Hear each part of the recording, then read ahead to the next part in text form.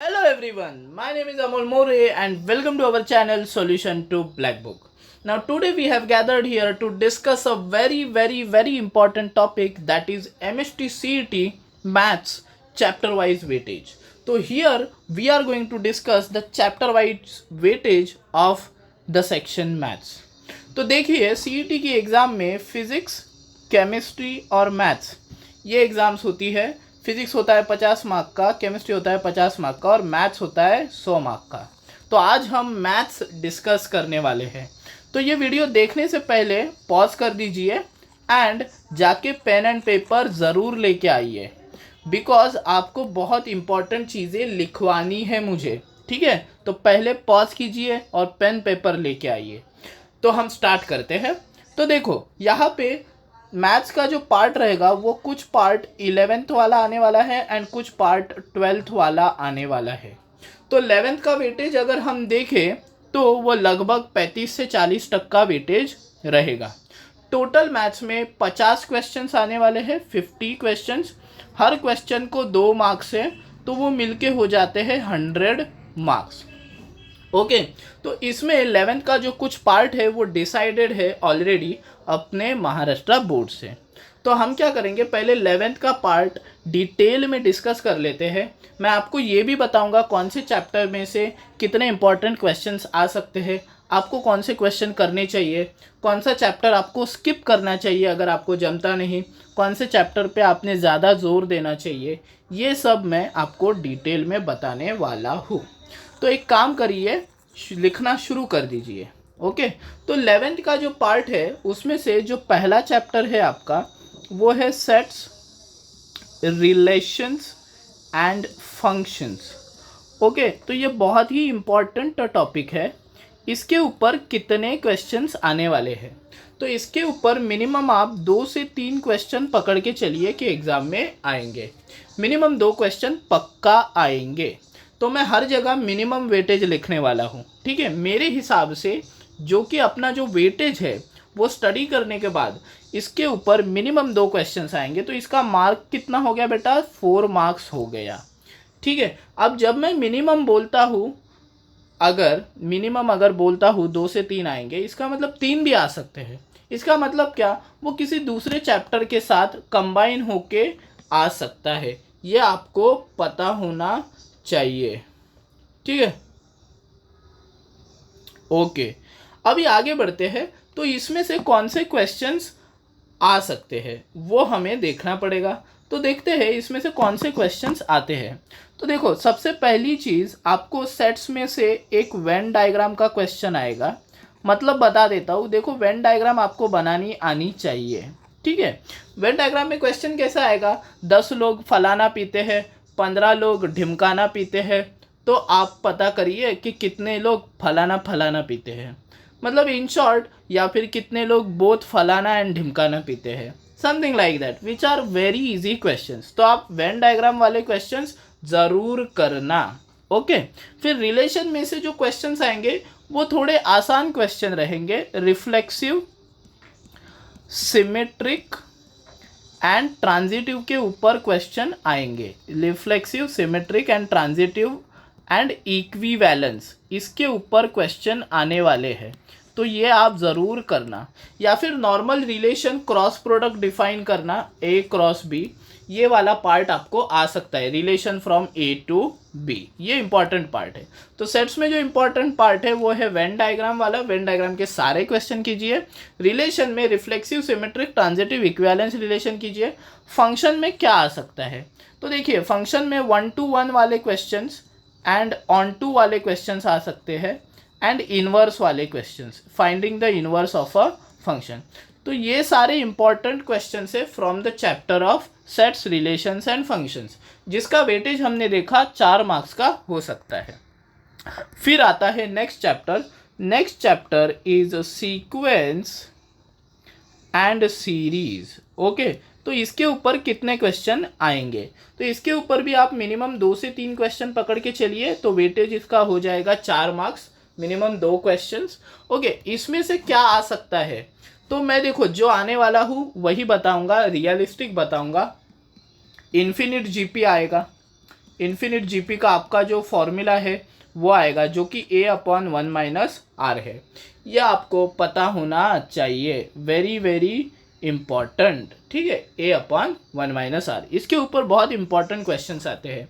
जैसे कि देखिए अभी कैसे होता है कि एक बॉल बाउंस कर रहा है, तो वो बाउंस करते करते करते कैसे कम कम कम कम कम डिस्टेंस कवर करता है। ऐसे वाले क्वेश्चंस जो जीपी में आते हैं आपको ये टारगेट वाली बुक में मिल जाएंगे। फिर इन्फिनिट जीपी हो गया, और क्या आ सकता है, एजीपी, एरिथमेटिक ज्योमेट्रिक प्रोग्रेशन, ये ज़रूर करना वेरी वेरी वेरी इंपॉर्टेंट है। फिर और क्या आ सकता है, फिर समेशन ऑफ स्पेशल सीरीज आएगा, समेशन ऑफ स्पेशल सीरीज, ये मार्क करना। अभी आप बोलोगे सर ये क्या चीज़ है, ये तो हमें पता नहीं है, तो मैं लिख के दे रहा हूँ। Summation R which is nn+1/2, ये करना है आपको, इसके ऊपर base question. Summation r² n+1 2n+1/6, ये वाला पार्ट करना है आपको। फिर summation r³ which is nn+1/2 and the whole square, ये वाले क्वेश्चंस। सो बेसिकली अगर आप सीक्वेंस एंड सीरीज देखें तो इन्फिनिट जीपी, एजीपी और समेशन ऑफ स्पेशल सीरीज पे क्वेश्चंस आ सकते हैं। और क्या आ सकता है, तो देखिए T2 ये है, T4 ढिमकाना है, ठीक है, तो कॉमन रेशो निकालो। ऐसे नॉर्मल 10 स्टैंडर्ड वाले क्वेश्चंस आपको करने हैं। तो बेसिकली सीक्वेंस एंड सीरीज में से जो क्वेश्चन आएंगे वो एनीवेज आप बड़ी ही आसानी से कर पाओगे। बट मैं जो आपको बताने की कोशिश कर रहा हूँ कि इन्फिनिट जीपी वाले क्वेश्चन ज़रूर प्रैक्टिस करना, एजीपी मतलब अरिथमेटिक ज्योमेट्री को प्रोग्रेशन ज़रूर करना, समेशन ऑफ स्पेशल सीरीज़ की बहुत ज़्यादा प्रैक्टिस करना, और ये फलाना ढिमकाना then common ratio common difference वाले क्वेश्चन, ये भाई ज़रूर करना, they are very very important. Okay, तो बढ़ते हैं नेक्स्ट चैप्टर की तरफ, प्रोबेबिलिटी। ठीक है, तो नेक्स्ट चैप्टर जो है अपना प्रोबेबिलिटी, तो यहाँ पे लिख देता हूँ प्रोबेबिलिटी। ओके, तो प्रोबेबिलिटी चैप्टर ऐसा है जो नॉर्मली क्या होता है, वर्नाकुलर बच्चे जो रहते हैं मेरी तरह, जैसे मैं मराठी मीडियम से था और बाद में सेमी इंग्लिश किया था, तो जैसे कुछ हिंदी मीडियम के होते हैं, तो उनके लिए प्रोबेबिलिटी जैसा चैप्टर है ना, कभी कभी एंट्रेंस में मुश्किल हो जाता है। बिकॉज होता क्या है, इंग्लिश में कुछ चीज़ लॉजिकली पूछी रहती है, उसका मतलब हमें समझ नहीं पाता, तो उसका आंसर हम निकाल नहीं पाते। तो यहाँ पे देखिए, अगर आप बहुत ज़्यादा प्रैक्टिस करेंगे तो ही आएगा, इंग्लिश समझेगा तो ही आएगा, अदरवाइज आपको ये आना मुश्किल हो जाएगा। बिकॉज ये 10 स्टैंडर्ड का डेफिनेटली प्रोबेबिलिटी नहीं रहेगा, थोड़ा हायर लेवल रहेगा। इसके ऊपर मैं बोल रहा हूँ मिनिमम 1 to 2 क्वेश्चन आ सकते हैं, तो इसको 2 मार्क्स पकड़ के चलिए, ठीक है। अभी एक क्वेश्चन आएगा, तो कौन सा आएगा वो मैं आपको क्लियर कट बता दे रहा हूँ, वो आएगा कंडीशनल प्रोबेबिलिटी पे, ठीक है। आप बोलेंगे सर कौन सा क्वेश्चन, प्लीज़ बता दीजिए, तो वो बताने के लिए तो मैं आया हूँ, तो मैं बता देता हूँ कौन सा क्वेश्चन। ये एक बॉक्स है, ये एक बैग है, ये दूसरा बैग है, इसको वो लोग अन बोलते हैं। मेरे को आज तक समझा नहीं अन का मतलब क्या है, अन शन अंट शंट कुछ भी बोलते हैं, बट ठीक है, अन बैग सब कुछ एक ही है। ये बैग में कुछ रेड बॉल्स है एंड कुछ ब्लैक बॉल्स है, ये बैग में कुछ रेड बॉल्स है एंड कुछ ब्लैक बॉल्स है, इधर का बॉल उधर लेके गए तो कितना बॉल्स आएगा, ये वाले क्वेश्चन ज़रूर करना, ठीक है, कंडीशनल प्रोबेबिलिटी के। अगर आपको कंडीशनल प्रोबेबिलिटी डिटेल में समझना है तो उसके लिए मैंने एक वीडियो बनाया है कंडीशनल प्रोबेबिलिटी, उसकी लिंक मैं प्लेलिस्ट जो है उसकी वीडियो की लिंक वो मैं डिस्क्रिप्शन बॉक्स में प्रोवाइड कर रहा हूँ, आप वहाँ जाके ज़रूर देखना, आपका कंडीशनल प्रोबेबिलिटी क्लियर हो जाएगा। और एक है base theorem, but base theorem देखिए मेरे हिसाब से नहीं आएगा, बिकॉज सीईटी एक थोड़ी आसान लेवल की एग्जाम है, उसमें बेस थियरम के लंबे चौड़े क्वेश्चंस तो नहीं आने वाले बॉस। तो conditional probability is something which they can ask, और बाकी नॉर्मल क्वेश्चंस मतलब अपने 10 स्टैंडर्ड के 9 स्टैंडर्ड के 10 स्टैंडर्ड के जो क्वेश्चंस होते हैं वो पूछे जाएंगे, वो एनीवेज आपको आते हैं, जो कि P of A equal to N of A upon N of S पे बेस होते हैं, जो आपको ऑलरेडी आते हैं। अभी थोड़ा और आगे अगर बढ़े तो कंडीशनल प्रोबेबिलिटी में आपको कौन सा फॉर्मूला एग्जाम के लिए इंपॉर्टेंट है वो मैं यहाँ पे लिख के दे रहा हूँ, P of A inter stroke B which is nothing but P of A intersection B upon P of B। इसके ऊपर आपको सवाल पूछे जाएंगे, तो याद कैसे रखना है, जो नीचे होता है वो नीचे जाता है और ऊपर दोनों का कॉमन आता है, कॉमन अपॉन नीचे is equal to your answer. तो इस तरह से आपको प्रोबेबिलिटी के बारे में भी डिटेल में मैंने बता दिया है कि क्या एग्जाम में ज़रूर आ सकता है। कंडीशनल प्रोबेबिलिटी और नॉर्मल क्वेश्चंस तो आप कर ही लोगे। अगर आपको बेस थियरम स्किप करना है तो बेटा स्किप कर दीजिए, there is no problem with it, right. And permutation और कॉम्बिनेशन के ये जो एनसीआर वाले सम होते हैं ना, ये ज़रूर करना। एनसीआर मतलब इतने बॉल लिए उतने बॉल छोड़े, वो सब चीज़ है, ठीक है। तो चलिए आगे बढ़ते हैं। अगला पार्ट है चौथा चैप्टर, जिसे हम ट्रिगोनोमेट्रिक फंक्शन कहते हैं। अभी ये ट्रिगोनोमेट्रिक फंक्शन करके जो चैप्टर है बड़ा ही नटखट सा चैप्टर है, ठीक है। तो ट्रिगोनोमेट्रिक फंक्शन हो गया, फिर हम बोलते हैं कंपाउंड एंगल्स हो गया, ठीक है, कंपाउंड एंगल्स, और फिर आता है फैक्टराइजेशन फॉर्मूला। तो ऐसे ट्रिगोनोमेट्रिक के 3 चैप्टर है। इनके ऊपर आप कितने क्वेश्चन अज्यूम कर सकते हैं, तो इसके ऊपर वेटेज के हिसाब से 2 से 3 क्वेश्चन आएंगे, ठीक है। तो इसका वेटेज कितना हो जाएगा बॉस? इसका वेटेज हो जाएगा 4 मार्क्स।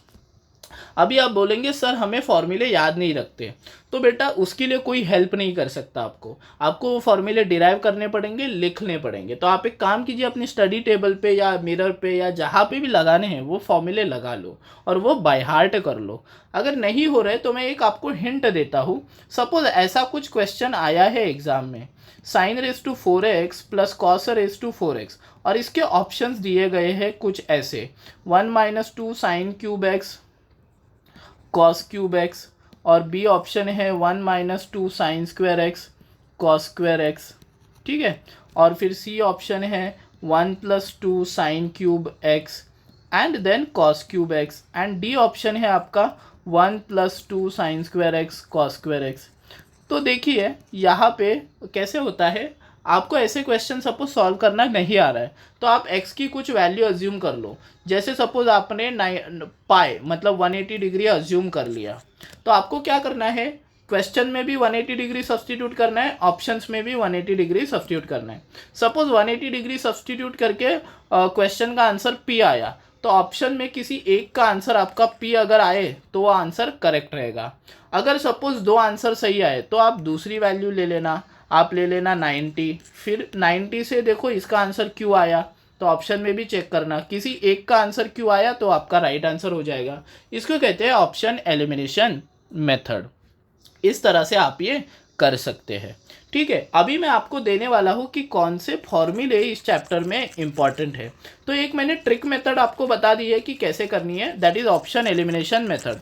हम क्या करते हैं, एक वैल्यू अज्यूम करके उसको पुट कर देते हैं, तो उस हिसाब से हमें लॉजिकली आइडिया आ जाता है कि कितना हो सकता है, ठीक है। तो इस तरह से हमें समझ जाता है कि ओके, तो इसमें है ना कि x का वैल्यू पुट करने पे ये ऑप्शन मैच हो रहा है तो वो उसका आंसर है, और इस तरह से अपना लॉजिकली आइडिया क्लियर हो जाता है, ठीक है। ओके, तो अगर थोड़ा और आगे बढ़े, trigonometric function, compound angles, factorisation, कौन से फॉर्मूले इंपॉर्टेंट है? देखो फॉर्मूले बहुत सारे हैं, I am only going to give you the फॉर्मूले विच आर इम्पॉर्टेंट। तो देखो पहला फॉर्मूला जो इम्पॉर्टेंट है साइन 2x का 2 tan x upon 1 plus tan square x, 2 tan x upon 1 plus tan square x. Cos 2x का कौन सा फॉर्मूला इंपॉर्टेंट है, 1 minus tan square x upon 1 plus tan square x, ये formula important है, ठीक है। ये 2 फॉर्मूले इंपॉर्टेंट है। और कौन से फॉर्मूले इंपॉर्टेंट है बॉस, तो ये 1 प्लस माइनस साइन एक्स वाले फॉर्मूले, ये फॉर्मूले लोगों को पता नहीं होते। Cos x by 2 plus minus sine x by 2, ये रूट यहाँ पे नहीं आएगा, ठीक है, होल स्क्वायर। तो ये 3 फॉर्मूले हैं, ये बहुत ज़्यादा इंपॉर्टेंट है, ये है ना आपको पता होने चाहिए। अगर ये आपको पता है ना तो बड़ी आसानी से आपका आंसर आ जाएगा, ठीक है। तो इस तरह से देखो आपको पता चल जाता है कि ये 1 प्लस माइनस साइन एक्स वाला फॉर्मूला, साइन 2x वाला फॉर्मूला एंड कॉस 2x वाला फॉर्मूला बड़ा ही इंपॉर्टेंट है। Then there is one more formula जो आपको पता होना चाहिए, tan of pi by 4 plus minus a. तो इसका जो आंसर होता है ना, ये 1 plus tan a upon 1 minus tan a होता है। तो ये सॉल्व करके भी कर सकते हो आप, या फिर याद रखना है तो बेटर है, ठीक ठीक है, क्योंकि tan पाई बाय 4 1 होता है। इसके ऊपर क्वेश्चंस पूछे जाते हैं। तो ट्रिग्नोमेट्रिक फंक्शन हो गया, कंपाउंड एंगल्स हो गया एंड फैक्टराइजेशन हो गया, उसमें कुछ इंपॉर्टेंट फॉर्मूले मैंने आपको बता दिए हैं। अभी ट्रिग्नोमेट्रिक फंक्शन में तो x की वैल्यू पुट करके थीटा की वैल्यू पुट करके आंसर आ जाते हैं। सेम कंपाउंड एंगल्स में भी होता है, ठीक है, और सेम फैक्टराइजेशन में भी आप कर सकते हो। आपके आंसर ऑप्शन एलिमिनेशन से आ जाते हैं। तो इस तरह से इस चैप्टर के 2 क्वेश्चंस आपको आ जाएंगे। सपोज आपको ट्रिग्नोमेट्री नहीं आ रहा, अभी मन नहीं कर रहा और आपको स्किप करना है, तो आप स्किप कर दो, आप ये 4 मार्क्स लूज कर जाओगे। बट आई विल से आप 4 मार्क्स लूज नहीं करोगे। अब अगर आप थोड़ा दिमाग लगाओगे और सोचोगे कि ऑप्शन एलिमिनेशन कैसा करना है, थीटा की वैल्यू कैसी पुट करनी है, तो वो मार्क्स तो आपको मिल ही जाएंगे, ठीक है। फिर इसके बाद आता है नेक्स्ट चैप्टर। तो नेक्स्ट चैप्टर है अपना स्ट्रेट लाइंस, ठीक है। तो चैप्टर नंबर देख देता हूँ मैं, 5वां चैप्टर, ठीक है। 5वें चैप्टर को मैं बोल रहा हूँ स्ट्रेट लाइंस। तो स्ट्रेट लाइंस में देखिए कितने क्वेश्चन आएंगे। तो बेसिकली एक ही क्वेश्चन आएगा, 2 मार्क्स मिलेंगे आपको इसके। तो मैं बता देता हूँ कि कौन सा फॉर्मूला इम्पॉर्टेंट है, ठीक है। तो क्लियर कट देख लो क्या इम्पॉर्टेंट है इसमें। तो सबसे पहली चीज़ जो आप लोग नहीं कर पाते वो है इंटरसेप्ट वाला फॉर्मूला। ये फॉर्मूला और इसकी डायग्राम आपको क्लियर कट पता होनी चाहिए। एक्स इंटरसेप्ट ए है, वाई इंटरसेप्ट बी है, तो ये ऐसे, तो एक्स इंटरसेप्ट ये होता है, वाई इंटरसेप्ट ये होता है, और ये पॉइंट हो जाता है 0,A,0 और ये पॉइंट हो जाता है 0,B। ये आपको पता होना चाहिए। फिर और एक इम्पॉर्टेंट है x cos alpha plus y sine alpha equals p. ये वाला फॉर्मूला आपको पता होना चाहिए। तो ये कैसा है, ये ऐसी लाइन है, ये आपकी ओरिजिन है, ओरिजिन से परपेंडिकुलर डाला तो जो डिस्टेंस है उसको p बोलते हैं और यह एंगल अल्फ़ा है। तो ये वाली जो लाइन है ना, इसकी जो इक्वेशन है वो x cos alpha plus y sine alpha is equal to p होती है। तो इस तरह से आपको स्ट्रेट लाइन का 2 इम्पॉर्टेंट फॉर्मूले मैंने आपको बता दिए जो वेरी वेरी वेरी इंपॉर्टेंट है। तो स्ट्रेट लाइन में से कौन से क्वेश्चंस इंपॉर्टेंट है वो भी देख लेते हैं। तो देखो कैसे क्वेश्चंस आते हैं स्ट्रेट लाइन में। तो जनरली जो क्वेश्चंस आते हैं ना वो परपेंडिकुलर लाइंस पे आते हैं, मतलब m1 m2 आपका -1 होगा, इसके ऊपर क्वेश्चंस आएंगे, या फिर आएंगे एंगल बाइसेक्टर्स पे, ठीक है। यहाँ पे देखो ऐसा कुछ ट्राइंगल है ABC और आपको एंगल बाइसेक्टर निकालना है, ठीक है। तो इसका फॉर्मूला आपको टारगेट में डायरेक्टली मिल जाएगा, या एंगल बाइसेक्टर जो निकालना है D का, ठीक है। बहुत ही सिंपल सा फॉर्मूला होता है, ठीक है, वो आप स्टडी कर लेना। तो एंगल बाइसेक्टर हो गया, परपेंडिकुलर लाइंस होगी, इनके ऊपर बेस्ड क्वेश्चन बहुत इंपॉर्टेंट होते हैं। या फिर कोई एक आपका सपोज रेक्टेंगल है तो उसके डायगोनल की इक्वेशंस निकालना, ये वाला पार्ट बहुत ज़्यादा इंपॉर्टेंट है। या फिर कोई एक पैरेललोग्राम है तो उसके डायगोनल्स की इक्वेशन निकालना, ये वाला पार्ट भी बहुत इंपॉर्टेंट है। तो ये क्वेश्चन करना बिल्कुल मत भूलिएगा, ये बहुत ही इंपॉर्टेंट क्वेश्चंस है। क्या क्या बताया अभी तक मैंने स्ट्रेट लाइंस में, कि आपको नॉर्मल फॉर्म पता होनी चाहिए, x cos alpha plus y sine alpha equal to p. Intercept form पता होनी चाहिए, x by a plus y by b equal to 1 and perpendicular lines की कंडीशन, और फिर ट्राइंगल के वर्टेक्स से निकलने वाला एंगल बाइसेक्टर, डायगोनल्स, ये सारे क्वेश्चंस आपको आने चाहिए। इसमें से एक क्वेश्चन आएगा।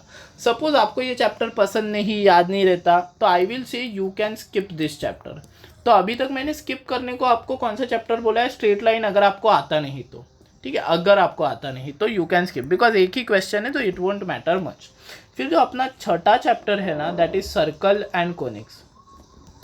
तो ये चैप्टर जो है ये करता है दिक्कत, तो मैं इसकी दिक्कत आपकी सॉल्व कर दूंगा। देखिए कैसे। कोनिक्स में आता है पैराबोला और हाइपरबोला और आता है इलिप्स, ठीक है। कोनिक्स में क्या क्या आता है देखिए, पैराबोला आता है, हाइपरबोला आता है और इलिप्स आता है, ठीक है। तो देखिए अभी क्या करना है। अभी ये जो सर्कल है इसमें और कॉनिक्स में कौन से इंपॉर्टेंट टॉपिक्स है। तो कॉमन टेंजेंट, देखो जितने भी प्रीवियस ईयर कॉमन टेंजेंट के क्वेश्चन हैं आप सारे कर जाओ, गारंटी है मेरा, सारे के सारे कर जाओ, उसमें से ही क्वेश्चन आएगा। कॉमन टेंजेंट बड़ा ही इम्पॉर्टेंट है, इसके अलावा कुछ इम्पॉर्टेंट नहीं है, ठीक है। फिर पैराबोला में कौन से क्वेश्चन इम्पॉर्टेंट है, तो लेंथ ऑफ लैटस रेक्टम वाले क्वेश्चंस, एरिया ऑफ ट्रायंगल वाले क्वेश्चंस, ठीक है, जिसमें भी एरिया ऑफ ट्राइंगल निकालना है, लेंथ ऑफ लेटस रेक्टम निकालना है, वो क्वेश्चंस इंपॉर्टेंट है। हाइपरबोला और इलिप्स में again tangent from external point वाले क्वेश्चंस इंपॉर्टेंट है। उनकी ई की मतलब एसेंट्रिसिटी की वैल्यू निकालने वाले क्वेश्चंस और इक्वेशन निकालने, इक्वेशन किसकी, हाइपरबोला एंड इलिप्स की इक्वेशन निकालने वाले क्वेश्चन। तो अगर आप देखेंगे ये कॉमन टेंजेंट जो है, सर्कल हो गया और पैराबोला हो गया, उनको कॉमन कौन सा टेंजेंट है, वो वाले क्वेश्चंस। तो आप बोलेंगे शॉर्ट डिस्टेंस वाले क्वेश्चन सर आएंगे क्या, तो मेरे हिसाब से देखिए CET JEE से इजी एग्जाम है, तो इसमें शॉर्टेस्ट डिस्टेंस वाले क्वेश्चन जो है सर्कल और पैराबोला के बीच एंड सो स्टफ, वो नहीं आ सकता, ठीक है। तो वो तो भूल जाइए, आप इजी वाला पार्ट कर दीजिए, कॉमन टेंजेंट कर दीजिए, length of latus rectum, area of triangle जो पैराबोला में होते हैं, हाइपरबोला इलिप्स में आप टेंजेंट, एक्सेंट्रिसिटी की वैल्यू, इक्वेशन, ये सारा पार्ट कर लीजिए। ये भी याद रख लीजिए कि पैराबोला का एसेंट्रिसिटी 1 होता है, इलिप्स का एसेंट्रिसिटी <1, हाइपरबोला का <1 होता है, और उनकी बेसिक वाली डायग्राम्स। तो यहाँ पे मैं आपको एक ट्रिक दे देता हूँ। देखो कोई भी दो डायग्राम्स सिर्फ आप याद रख लो, ये वाला डायग्राम, ठीक है, और ये वाला डायग्राम, और ये होता है y² = 4ax और ये होता है x² = 4by। इसके ऊपर क्वेश्चंस आते हैं बेटा। तो ये होता है a, 0, तो ये हो जाता है x = -a, ठीक है, ये होता है 0, 0 और ये होता है a2a और ये होता है a -2a। आप बोलेंगे सर इसका और एक बनता है लेफ्ट वाला, बट आप फिर 4a नेगेटिव कर देना ना। समझ में आ रही बात, मैं क्या बोल रहा हूँ, एक ही याद रखो y² = 4x, और अगर a नेगेटिव आया तो सबको पता है ये लेफ्ट साइड में पैराबोला शिफ्ट होगा, so that is not an issue. Same फंडा देखिए यहाँ पे 0b है, 0 0 है, और y = -b है, और ये लैटस रेक्टम है, वो कितना आएगा बॉस, 2b और b आएगा, और ये -2b और b। तो आप बोलेंगे इसमें भी एक याद रखें, हाँ अगर b माइनस आया तो पैराबोला नीचे। तो इस तरह से आपका इजीली पैराबोला के सारे फॉर्मूले याद हो जाएंगे। यहाँ पे length of latus rectum 4a है, यहाँ पे length of latus rectum 4b है, फिर अगर आपको ट्रायंगल वाला पूछे तो वो भी आ जाएगा, ठीक है। तो ऐसे सारे क्वेश्चंस आप कर लीजिए। तो सर्कल एंड कॉनिक्स में देखिए सेम फंडा आप हाइपरबोला और इलिप्स के लिए लगा सकते हैं, ठीक है, जो लॉजिक मैंने पैराबोला के लिए बताया है, ठीक है। ऐसे फॉर्मूले याद रख लीजिए उनके डायग्राम वाइज। देखो फॉर्मूले याद रखना है तो डायग्राम बनाओ और डायग्राम दिमाग में छपवा लो, विजुअल मेमोरी हमेशा बेटर होता है। जो भी आप विजुअलाइज करते हैं ना वो ज़्यादा अच्छी तरह से याद रखने लगता है। एक बार वो आपको ज़्यादा अच्छी तरह से समझ गया, विजुअलाइज आपने किया, तो आपको एकदम क्लियर कट वो समझ जाएगा, और ये आपको एकदम क्लियर कट समझ गया तो काम ही ख़त्म है। सिंपल सी बात है, ठीक है। अभी थोड़ा आगे बढ़ते हैं और मैं बोलता हूँ कि आपको कौन से चैप्टर्स 11th स्टैंडर्ड में समझने हैं। Sets, relations, functions must do, ये एक मस्ट डू चैप्टर है, ये आपको करना ही है, ये मस्ट डू है, ये डू नॉट स्किप वाला चैप्टर है। ये कैसा है बेटा, do not skip, do not ever skip. ये बहुत ही इम्पॉर्टेंट चैप्टर है, इसे आप कभी भी स्किप मत करिएगा, ठीक है। इसके बाद देखते हैं sequence and series, do not skip, must do, ठीक है, ये मस्ट डू हो गया और इसमें भी बता दिया है मैंने क्या करना है।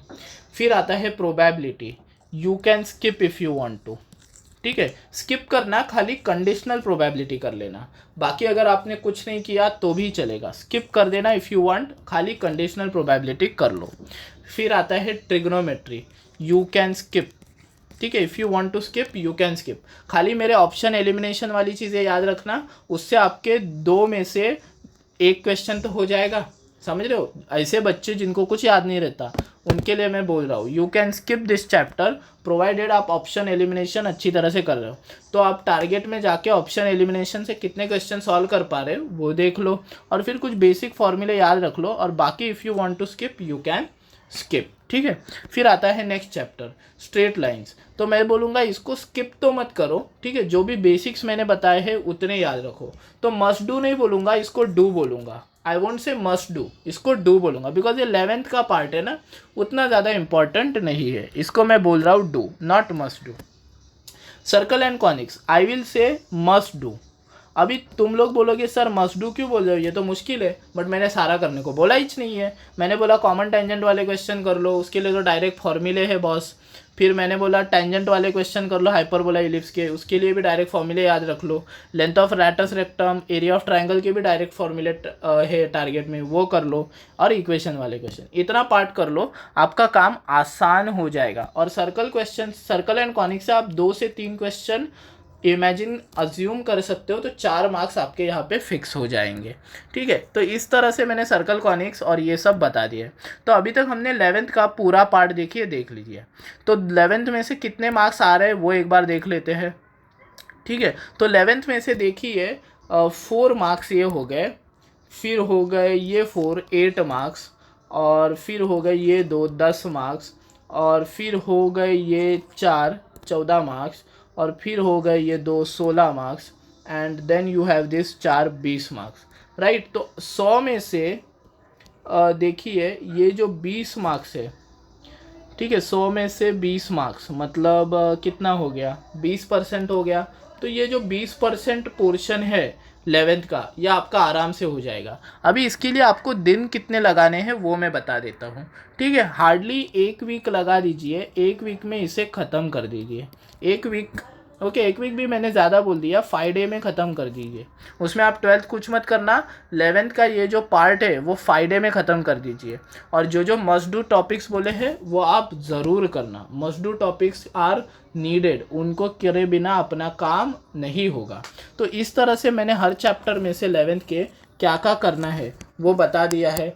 अगर आपको आगे बढ़ना है तो ये 11th के टॉपिक्स ज़रूर करना, और 11th के टॉपिक्स जैसे ही आप करते हो मुझे बता देना। मैं 12th का चैप्टर वाइज वेटेज वाला जो फंडा है वो रिलीज़ कर दूंगा, और वो वीडियो देख के फिर आपको पता चल जाएगा कि 12th में आपको क्या क्या करना है। अगर आप वो अच्छी तरह से करते हो तो आपको 100 में से 90+ मार्क्स निकालने से कोई नहीं रोक सकता। तो इस वीडियो में मैं 11th का पार्ट पूरा बता दिया है। तो इसमें मैं 12th का पार्ट नहीं डाल रहा बिकॉज वो बहुत लंबा है, तो आप 11th के ऊपर उतना ध्यान नहीं दोगे।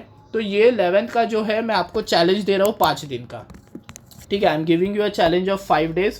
5 डेज़ के अंदर ये कंप्लीट कर लो, एंड फिर मुझे कमेंट बॉक्स में बताना कि आपको 12th का चैप्टर वाइज वेटेज चाहिए क्या, उसके इंपॉर्टेंट क्वेश्चंस चाहिए क्या। फिर मैं वो वीडियो 5 दिन बाद रिलीज़ कर दूंगा। ठीक है, तो आज के लिए बस इतना ही। आई होप आपको ये वीडियो और ये इन्फॉर्मेशन बहुत अच्छी लगी रहेगी। अगर लगी है बेटा तो थम्स अप तो बनता है, लाइक तो कर दो, एंड अगर सब्सक्राइब नहीं किया है तो माता रानी पाप लगाएगी, फटफट सब्सक्राइब कर दो। तो आज के लिए बस इतना ही। This is Amol More Singh, bye bye to you.